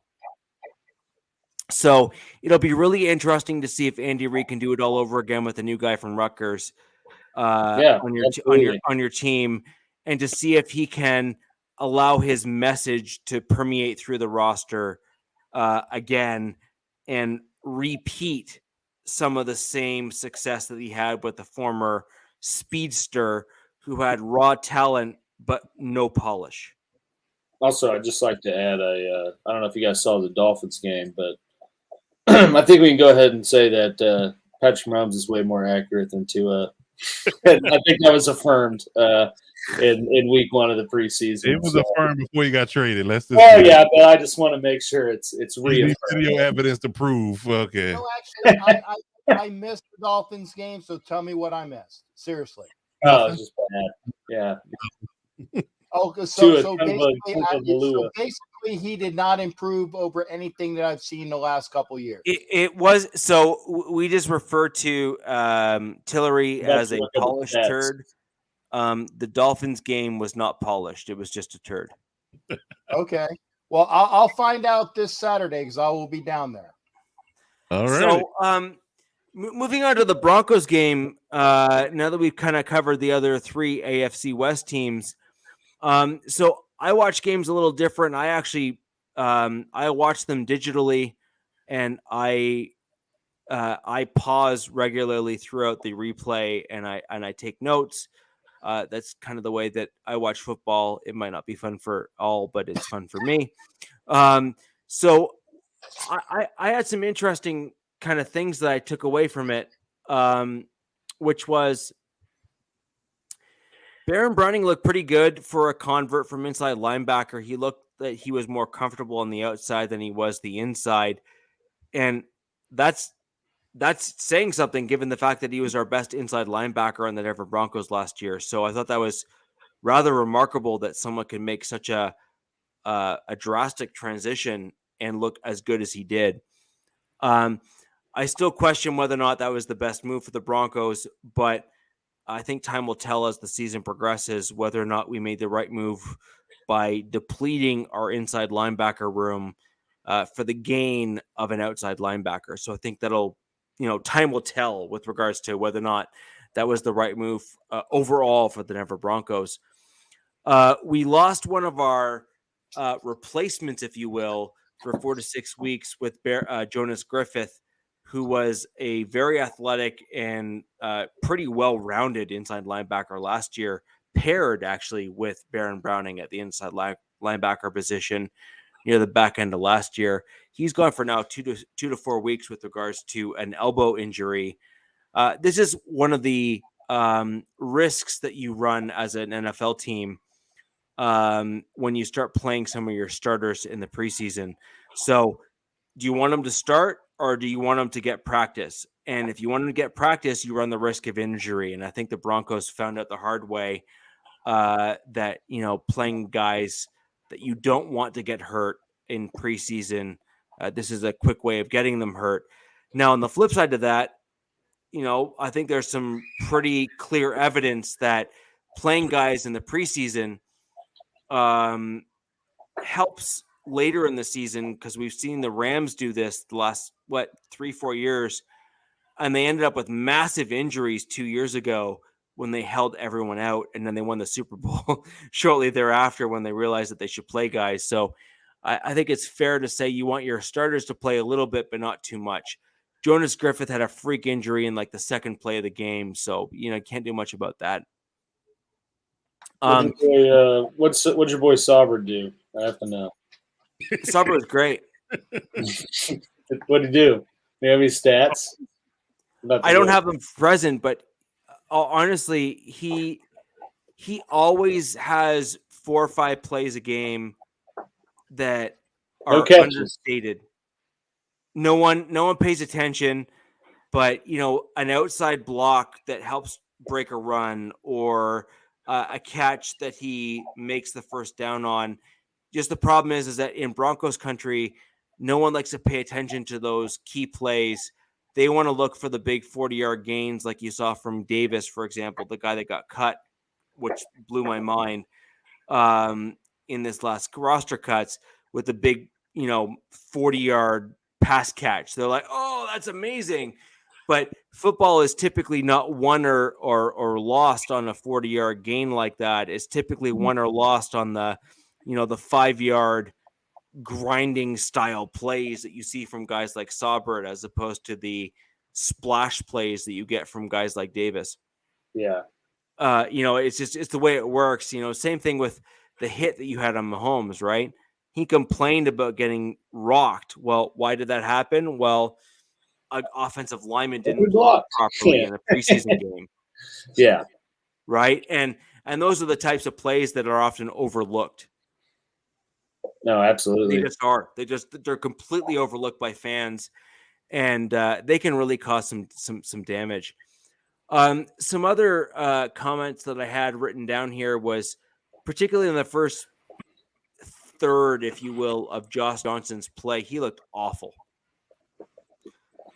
Man. He looked like a steaming pile of just trash.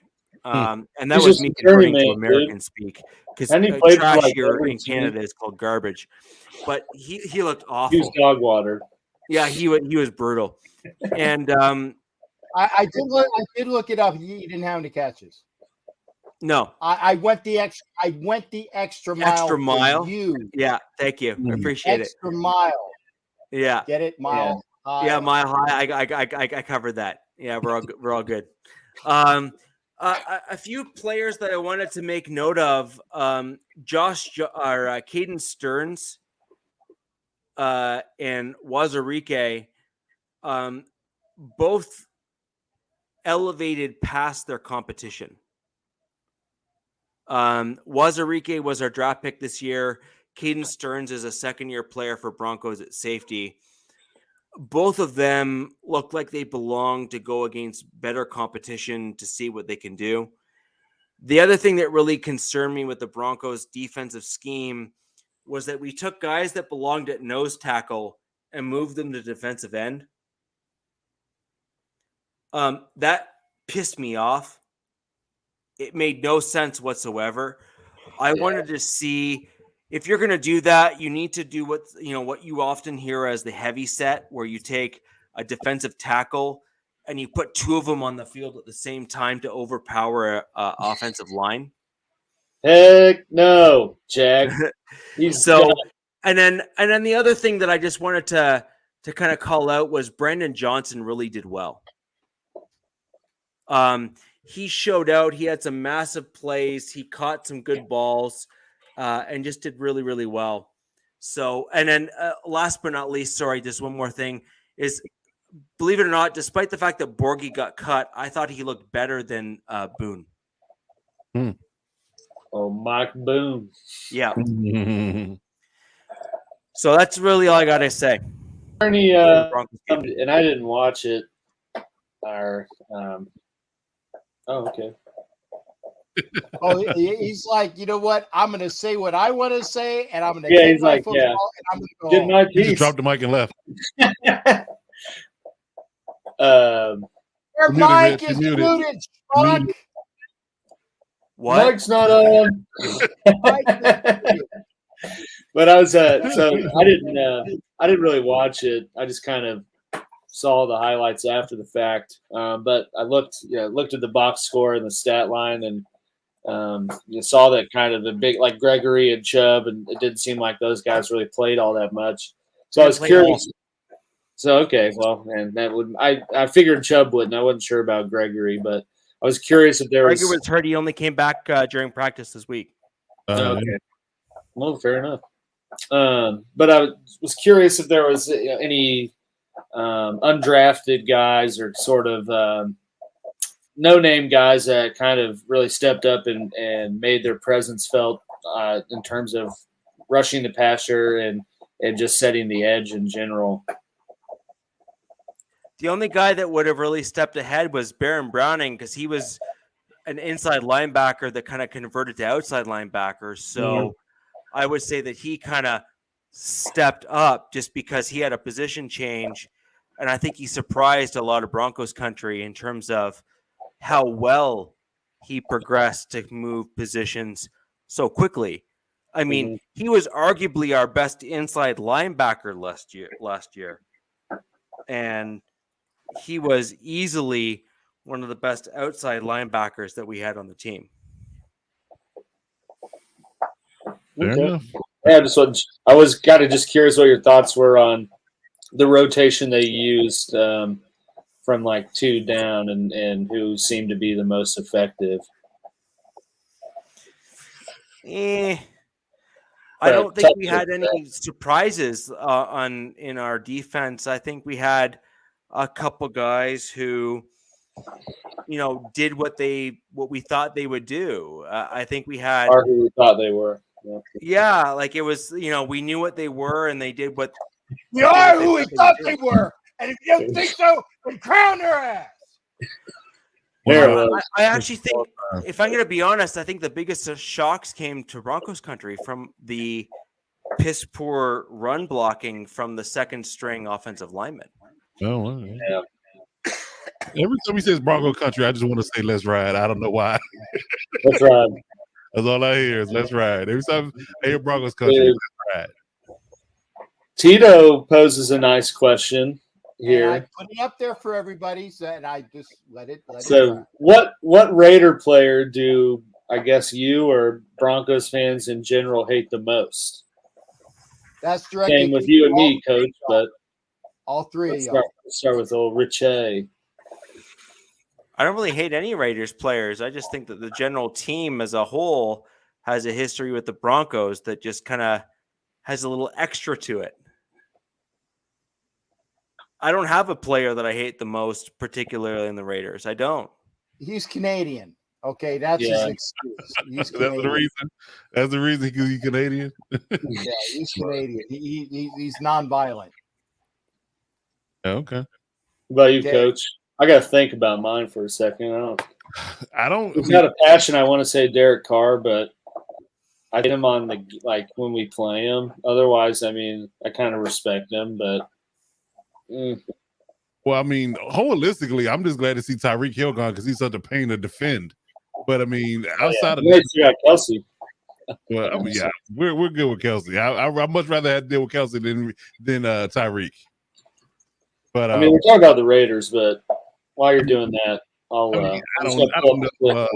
Yeah, I don't know if I hate. Hate is a strong word. I don't think I hate any player per se. It's just those ones that give you trouble. Overall, like Max Crosby, for instance, giving our right tackle hell last season. That's the person he'd be like, "You look, just get in this way. Do what you got to do. Just get in this way. Keep him off my quarterback." But yeah, I mean, I don't hate anybody in particular. I'm a fan at heart. Regardless of me being a Chargers fan, I'm a fan at heart. I love football. So I just love this. I root for players outside of my own, guess you say fan purview. So I don't particularly hate any particular person or anybody on anybody else's team. See, I actually think that the Broncos fans hated Sorensen more than any Raiders player. Really? Like on the Chiefs. Like I know he's not with you anymore, but yeah, if I was on another team, I'd love to see him out there because that dude just gave up liability. like Sorensen was just a dirty player. You know Call him Geico. He's the liability. Yeah, like Sorensen was just a dirty player. So I think that I just think that like if we're gonna assess the players that Broncos country really disliked, I think it would be Sorensen over even a Raiders player, because Sorensen actually seemed to be almost headhunting in certain respects when he was playing, where he would actually aim to hurt people. Wasn't Romanowski a Bronco too, though? Yeah, I think he was both. That goes he has it for both. Yeah. He's like in the black or in the blue, right? That whole spitting incident. I can't deal with Bill Romanowski. I guess the dude I dislike the most, if we're talking in terms of overall, would be Abram. Just because I hate how that dude plays, because he tries to be Rodney Harrison, but he's not. And then it was like always chirping after the whistle. You could just see him. And I know from my own experience in games, I hated dudes like that. And those dudes are usually the ones that don't do anything. So you usually get the last laugh at them. I think in recent memory of Chiefs Raiders showdowns, I think the dude I dislike or hate the most is Michael Crabtree. Mainly because there's that one Thursday night football. I had to drive 9 hours. I was speeding to make it back to watch, and then the Chiefs ended up losing when Crabtree pushed off twice to catch that touchdown. They gave him like 3 chances, and then did his Crabtree antics after the fact. Just a sorry ass receiver. I see what you did there. I just wanted to answer Tito's question. I'd say in recent memory, Crabtree, now Abram. Well, he was responsible for at least 2 chains.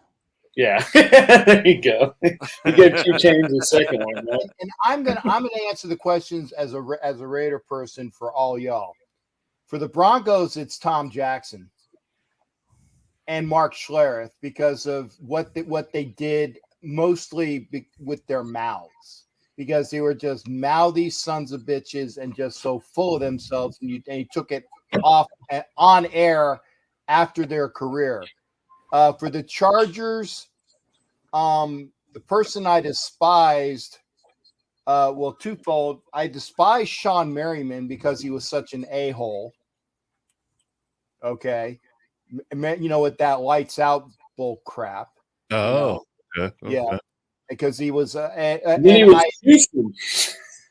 hated, but I couldn't stand. And I'm not against LaDainian Tomlinson, because there's only one LT and he played for the Giants. It wasn't the guy that played for the Chargers. So LaDainian only one LT that didn't have a crack addiction. Well, okay, but there's only one LT played for the Giants. Daniel Tomlinson, I respected. I couldn't stand him because he would always have big gains against the Raiders. Mm-hmm. And Seau, who may he rest in peace. He was a hellacious player. Plus, he also tried to take my wife out before I was married to her. Oh, well, there you go. So. And Jim Laslovic too. They worked down the street in San Diego. Laslovic was hitting on her too. As far as the Chiefs, wow. I don't remember too many Chiefs players other than I can't stand Kelsey. That's pretty current, because again, just why not? Kelsey has an attitude and a face that you just want to punch. Yeah, and the Raiders can't cover him. And so if the Raiders would ever cover Travis Kelsey, then their recent record against the Chiefs would be a lot better. And that's not me. It's got to be somebody else. I respect that. I think if I was not a Chiefs fan, I would hate Travis Kelce too. I like his brother. I like his brother. He's a lineman. You can't hate a lineman because they're just big blobs, you know. Hey. Yeah, hey, I'm one of the big blobs. Okay, I'm an older big blob. I'm lumping myself into the big blob, the BB squad. Okay. BBS, the big blob squad. The big blob. Yeah, but so that I answer the question for us against all of those guys. So there you go, Tito, with the Raiders thing. Fantastic. So we're nearing on the back end of the show here, guys. I did want to thank everyone for joining us tonight. We're pushing it tonight, but we had a packed show, a lot of information, a lot of details that are important to kind of get out to the viewers of the show. And I really want to thank everyone for joining us live. Again, super important if you can like the video for all of us on all of our channels. Very, very important to get more viewers in on the show, more participation. And I mean, the chat's been spectacular tonight. So comment after the show. It helps our algorithm. It does. It really does. And I just want to thank everyone for joining us tonight. We're going to be back, obviously, next week. We're going to have some insight onto the preseason game 2s. We're going to have some more insight in terms of which players we think are going to likely make the 53 as a result of probably playing in a preseason game 2. Game 2 is kind of the new game 3 in preseason. So I think this is where we're going to really start seeing the rubber hitting the road, so to speak. So if you want to go ahead and leave your comments down below, hit those thumbs up, leave us some comments on Twitter. And if you have any questions or topics that you'd like for us to cover, please go ahead and reach out to either one of us on Twitter. My handle is directly below. We got the Real Givens, his Twitter handles down there below. Lockdown Defense and at Captain CAPT Jack Rackham on Twitter for the Captain. And we can go ahead and get all those questions in, and we'll try to cover as much as we can on each and every show for you. This is really a unique show. There's not too many out there like this that have all 4 teams from each division. And for those of you who are, in fact, banned on Twitter, probably I got to know. Just right now, why are you banned? What did you do? Come on. Well, Twitter's a special place full of some very interesting people, and my favorite place. Let's just say that there's some. Yeah, there's many people on Twitter who are just far too sensitive for their own good. So I can appreciate how you might be banned from Twitter because there's some fascinating folks on there. But for those of you who are banned on Twitter, you can go ahead and leave the comments down below, and we will go ahead and coax them out and talk about them the next show. I would advise you for everyone else, just do whatever you want to do and like the show, and we will see you next week. Until then, where the West Side is the best side, this is the Wild West Podcast. Have a good one.